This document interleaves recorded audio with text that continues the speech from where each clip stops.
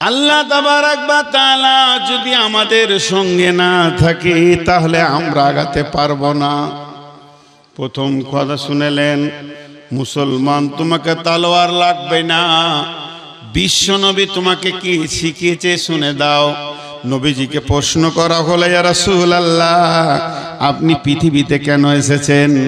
আপনি তো আসেননি, আপনাকে পাঠানো হয়েছে। বিশ্বনবী আসেননি, ওনাকে পাঠানো হয়েছে। যিনি পাঠিয়েছেন তিনি আল্লাহ। তিনি আগে কোরআন রেডি করেছেন, কোরআন পাঠিয়েছেন, নবীজিকে পাঠিয়েছেন কোরআনের ট্রেনিং দিয়ে। জীবিত কোরআন হাত পা দিয়ে বিশ্বকে দেখাবে আল্লাহ কি চাইছে। তিনি 63 বছর বয়স পর্যন্ত চাকরি করলেন। তিনি রিটায়ার হয়ে গেলেন, ফেরত চলে গেলেন। যেখান থেকে এসেছিলেন সেখানে চলে গেলেন।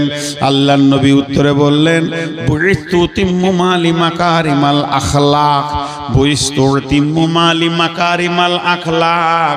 হে আমার সাহাবীরা, ওরে আমার উম্মত শুনে নাও, আমাকে আখলাকের মেসেঞ্জার করে পাঠানো হয়েছে। এই পৃথিবীর বুকে আমি চরিত্রের মাস্টার, অন্য কোনো মাস্টার নয়। আমি হলাম চরিত্র গঠন করার মাস্টার। আমাকে ইংলিশ দেওয়া হয়নি, হিন্দি দেওয়া হয়নি, আর্টস কমার্স সায়েন্স দেওয়া হয়নি। আমার সাবজেক্টের নাম হলো চরিত্র। আমার চরিত্র এত ধারালো হবে, তলোয়ার সেই জায়গায় পৌঁছাতে পারবে না। বিশ্বনবীর একটা শিষ্যটার নাম হলো হযরতে উমর ফারুক, ফারুকে আজম, উমর বিন খাত্তাব রাদিয়াল্লাহু তাআলা আনহু। বিশ্বনবী পৃথিবী থেকে চলে গেলেন।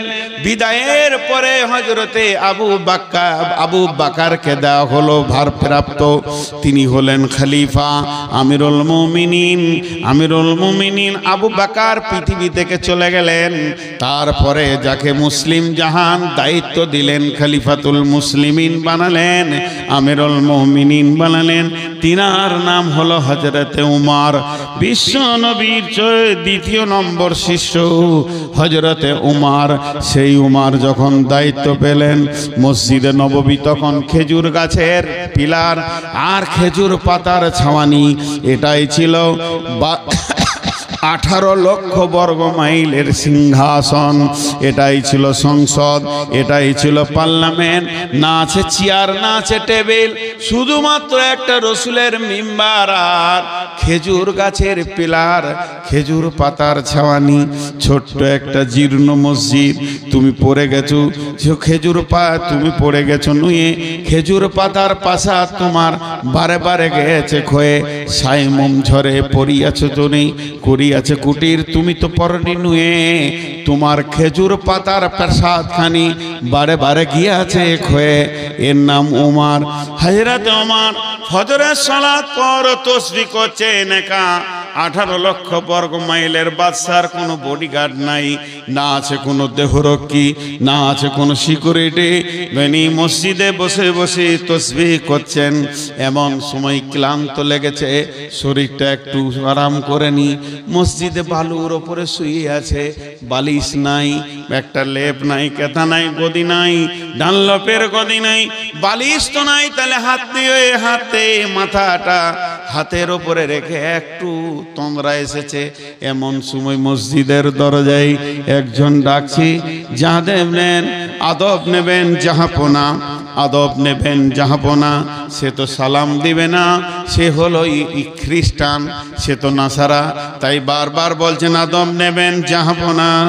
হযরত উমর উঠে দেখলেন, কে? বলে আমি জেরুজালেম থেকে এসেছি, আমার নাম অমুক, আমি জেরুজালেমের একজন দূত। জেরুজালেমের তদানীন্তনকালে যিনি মিনিস্টার ছিলেন, প্রাইম মিনিস্টার, গোটা জেরুজালেমকে যিনি শাসন করতেন, তিনি খ্রিস্টানদের একজন পোপ ছিলেন। তিনি একটা চিঠি লিখেছেন, যেহেতু উমরের তবলিগের দল জেরুজালেম গিয়েছে কালেমাকে পৌঁছানোর জন্যে, দাস্তে তো দাস্তাম দরিয়া ভি না ছোড়ে हमने, बहरे जुल्मत में दौड़ा दे घोड़े हमने। साद बिन कसर अल्लाहु अन्हु ঘোড়া চালিয়ে দিয়েছেন। ফোরাত নদীর ওপর দিয়ে, বাহারে কুলজুমের ওপর দিয়ে। বন্ধুরে আমার, সেই উমার বলছে হ্যাঁ আমি সেখানে কালেমা তাইয়্যিবার, কালেমা শাহাদাতের দাওয়াত দিয়ে কয়েকজন সৈন্যকে পাঠিয়ে দিয়েছি। বলে সেই মর্মে আমাদের দেশে প্রাইম মিনিস্টার আপনাকে চিঠি দিয়েছে, চিঠিটা একটু নজর লাগিয়ে দেখলেন। তিনি লিখেছেন, বন্ধু আপনি বিশাল সাম্রাজ্যের মালিক, আপনার সৈন্য সংখ্যা যত আমার দেশের নাগরিক অত নাই, আমি আপনার সঙ্গে লড়াই করব না, আপনার সঙ্গে আমি যুদ্ধ করব না, আপনার সঙ্গে জিহাদে আমি আসতে চাই না। শুধু আমি এতটুকু চাই, আপনাকে আমি পত্র দ্বারা নিমন্ত্রণ দিলাম, আপনি একটিবার আমাদের দেশে আসেন, আপনার সঙ্গে বসে সন্ধি করে নেব, আলোচনা করে স্বাক্ষর করব। হযরত উমর নিজের খাদিমকে ডাকছেন, আসলামা আসলামা রেডি হয়ে যাও, এক্ষুনি আমাদেরকে বেরিয়ে যেতে হবে জেরুজালেমের ময়দানে। আসলামা তুমি রেডি হয়ে যাও, উটকে রেডি করো। হযরত উমর কাপড় ঝেড়ে দাঁড়ালেন, নতুন পোশাক পরব, নতুন সুসজ্জিত হব, বিদেশের দাওয়াত পেয়েছি। জি না, সাদা সিধে মানুষ। উট টাইনে আসলামা বললেন, হুজুর আমি তৈরি। বলে আমিও তৈরি। হযরত উমর উঠে চাপলেন। কবি নজরুল কলম ধরেছেন, হেরি পশ্চাতে চাহি তুমি চলিয়াছ রৌদ্র দগ্ধ দুর্মুরু পথ বহি, জেরুজালেমের কেল্লা যেতায় আছে অবরোধ করে, বীর মুসলিম সেনাদল তব বহুদিন মাস ধরে, দুর্গের দ্বার খুলিবে তারা, বলেছে শত্রু শেষে। উমার যদি গো সন্ধিপত্রে স্বাক্ষর দেইয়েছে, হাইরে আদেক ধরার মালিক আমিরুল মুমিনিন, শুনেছে খবর একাই কি উঠে চলেছে বিরামহীন, সাহারা পাড়াইয়ে ঝুলিতে দুখানা শুকনো খুব জরুটি, একটি মশকে এতটুকু পানি, খুরমা 2-3 মুঠি। প্রহরীবিহীন সম্রাট চলে, প্রহরীবিহীন সম্রাট চলে, একা উঠে চোরি, চলেছে মাত্র একটি গোলাম, উটের রশি ধরি। মরুর ঊর্ধ্ব আকাশে সূর্য আগুন বৃষ্টি করে, সেই সে আগুন ফুটে খৈশম বালুকার মরু বালুকার পরে। কিছু দূর যেতে উট হতে নামি, কিছু দূর যেতে উট হতে নামি, কহিল গোলামের ভাই পেরেশান বড় হইয়াছ চলিয়া, এইবার আমি যাই।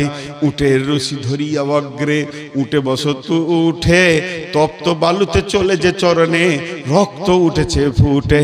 গোলাম 2 হাত ধরে চুমি, কাঁদিয়া কহিল উমর এ আদেশ করেন কেমনে আপনি, গোলাম রহিবে উটের পিঠে আরাম করিয়া বসি, আর খেটে যাবে খলিফা উমর ধরিয়া উটের রশি। খলিফা হাসিয়া বলে, তুমি জিতে গিয়ে বড় হতে চাও ভাই রে, এমনি চলে। রোজ কিয়ামতে আল্লাহ যেদিন বলিবে উমর ওরে, করিনি খলিফা মুসলিম জাহানের তরে, সুখ তরে তোরে, কি জবাব দিব কি করিয়া মুখ দেখাবো রসুলের ভাই, আমি তোমাদের প্রতিনিধি মাত্র, মোর অধিকার নাই। আরামে সুখের মানুষ হইয়া মানুষের নিতে সেবা, ইসলাম বলে সকলে সুমানকে বড় ক্ষুদ্রকে বা। ভিত্ত ধরিল উটের পিঠে, ভিত্ত চড়িল উটের পিঠে, উমার ধরিল রশি, মানুষে স্বর্গে তুলিয়া ধরিয়া ধুমাইলা মিল শশী। মাত্র 2টি লোক, যেতে যেতে যেতে যেতে একবার উমার একবার গোলাম, একবার উমার একবার গোলাম, যেতে যেতে জর্ডান নদী চলে এসেছে। নদীটা পার হয়ে গেলি জেরুজালেম ঢুকে যাবে, পালা পড়ে গেছে, গোলাম থাকবে উটের পিঠে, আর গোলাম উটের রশি ধরে হাঁটবে। হযরতে উমর জেরুজালেম শুনতে পেয়েছে বিরাট সাম্রাজ্যের মালিক মদিনা থেকে আমাদের দেশে আসছে, সৈন্য সামন্তকে পাঠিয়ে দিয়েছে, বর্ডারে যাও, স্যালুট করবে, সম্মান করবে, আদব জানাবে, তানজিম করে নিয়ে এসো। এবারে গেটে দাঁড়িয়ে আছে, যেই উট আর ভিত্ত 2 জন এসে হাজির হলো। কোম্পানি মেজর একটা স্যালুট মেরেছে, আদব নেবেন জাহাপনা, আমাদের দেশে আসার জন্যে আমরা ধন্য হয়েছি, আপনাকে সুসংবাদ দিছি। তখন গোলাম এমনি করে হাতটা করে নিয়ে জোর হাত করে চোখের পানি ছেড়ে দিয়ে বলছে, ভাই আমাকে কেউ স্যালুট দেবেন না, আমাকে কেউ আদব দেবেন না, আমি আদবের স্যালুটের যুক্ত নয়, শুধু আমিরুল মুমিনের হুকুম, তাই আমি উটের ওপরে বসে আছি। আমি আমিরুল মুমিনিন নয়, আমি নির্বাচিত খলিফা নয়। যিনি উটের লাগাম ধরে হাঁটছে উনিই হলেন উমার, খলিফা উমার রাদিয়াল্লাহু আনহু। কোম্পানি মেজর তো আফসোস করছে, বহু বাদশা দেখেছি, প্রধানমন্ত্রী দেখেছি, কিন্তু পরিপূর্ণ মানুষ দেখিনি। আজকে একটা মানব দেখলাম, জানটা ঠান্ডা হয়ে গেল। মানুষ কাকে বলে? আদবের সঙ্গে নিয়ে গেল গির্জাতে, বিরাট গির্জা, দেশের ওইটাই পার্লামেন্ট, অত বড় গির্জা। দুই সন্ধিতে বসে আলোচনা করছে, আপোষের মধ্যে কুশল বিনিময় হচ্ছে, কেমন আছেন, কেমন করে এলেন। কথা চলতে চলতে হযরত উমর সময় দেখে নিয়েছে, নামাজের টাইম হয়ে গেছে। তখন পাদ্রীকে বলছে, হুজুর আমাকে একটু ছেড়ে দেন, হুজুর আমাকে একটু ছেড়ে দেন, পারমিশন চাইছে। ই তো অবাক, একটা ছোট দেশের বাদশার কাছে কেন পারমিশন চাইবে?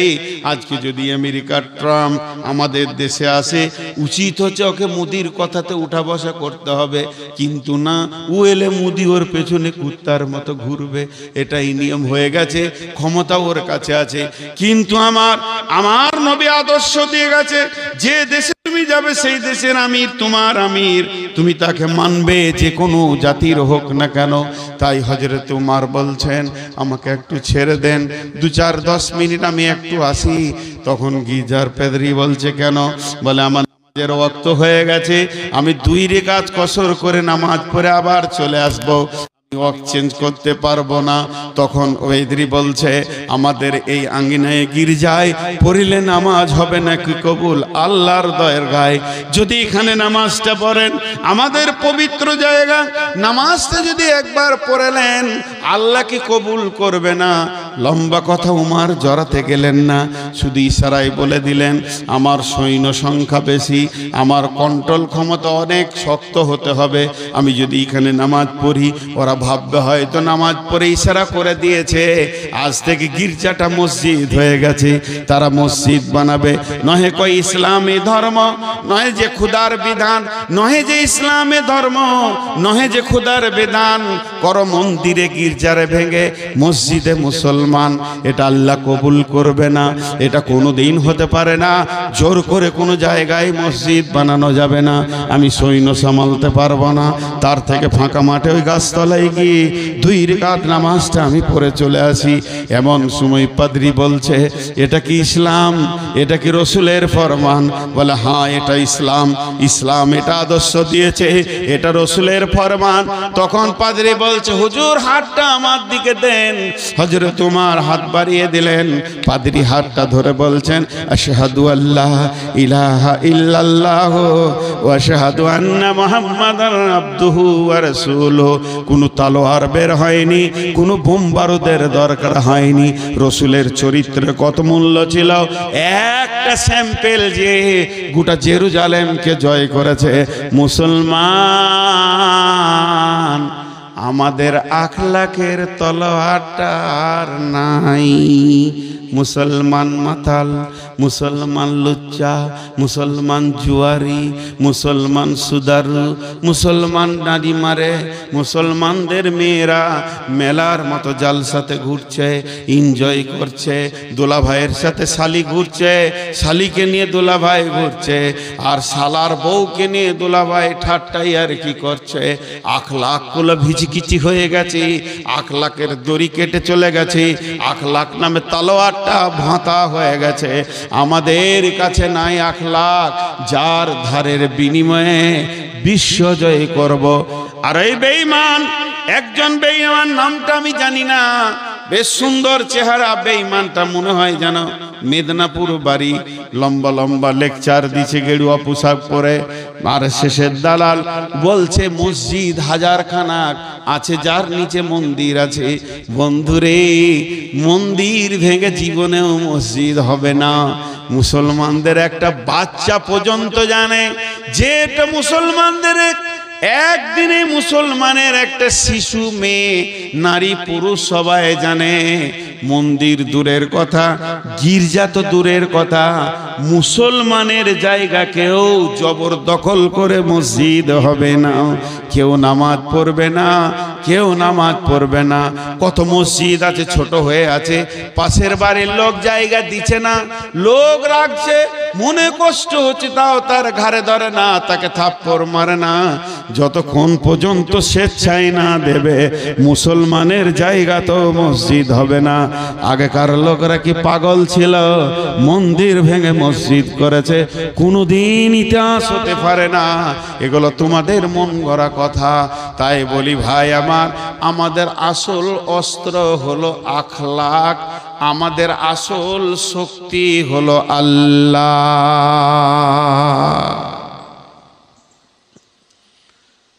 তবে ছোট্ট ছোট দুটি কথা বলছি, 1 মিনিটে বলে দেব। তৃতীয় বিশ্বযুদ্ধ হতে চলেছে, বাকিটা বুঝে নেবেন বড় আলেমদের কাছ থেকে। দ্বিতীয় বিশ্বযুদ্ধ হয়ে গিয়েছে, বিশ্বনবী তৃতীয় বিশ্বযুদ্ধের যে ওসিয়তটা করেছিলেন সেটা হতে চলেছে। অল্প দিনের মধ্যে আমরা দেখতে পাবো ইনশাআল্লাহ। সকালে বলেন ইনশাআল্লাহ। এর জন্য আপনারা খুশি তো? বলেন ইনশাআল্লাহ। ভয় লাগছে নাকি? বিশ্বনবীর শেষ কথাটা শুনলেন, শুনলে পরে আরো খুশি হবেন। 5 ওয়াক্তের নামাজটা ধরেলেন, কালেমা শাহাদাতের সাক্ষী দিয়ে 5 ওয়াক্ত নামাজ ধরেলেন। এই যুদ্ধে যতজন শহীদ হবে বিশ্বনবী বলেছেন ওরা জান্নাতি, ওরা জান্নাতি। আর কি চাই? আর কি চাই?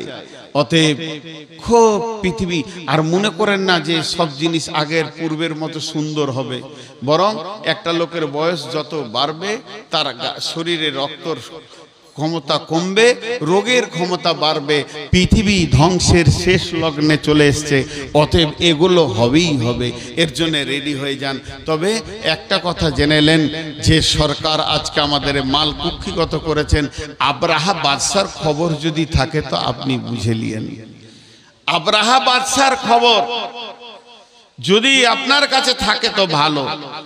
তবে একটা কথা জানেন, বড় বড় এই যারা আরশেশের ছেলে, মেধা ছেলে, তাদেরকে কিন্তু কোরআন হাদিসের তালিম দেওয়া হয়েছে যে মুসলমানদের কোন জায়গাটা ধরলে ওরা কাবু হবে সেটা। তো ওরা রিসার্চ করে পেয়েছে বিশ্বনবীর এই হাদিসটাকে, যে আমার উম্মতের ভিতরে যখন অহান রোগ আসবে তখন ওরা দুর্বল হয়ে যাবে। এই অহান কি? সাহাবীরা প্রশ্ন করলেন অহান কি? তা আল্লাহ রসুল বললেন হুব্বুদ দুনিয়া কারাহিয়াতিল মত, দুনিয়ার পেছনে এরা মেতে যাবে আর মতকে ঘৃণা করবে, মরতে চাইবে না। আর সাহাবীদের ছিল কেমন? মরতে চাইবে। ইয়া রাসূলুল্লাহ আমাকে জানেন, আমাকে কমান্ডার বানান, আমি সেনাপতির কাজ করব। কিন্তু আজ আমাদের কাছ থেকে ওইটা চলে গেছে।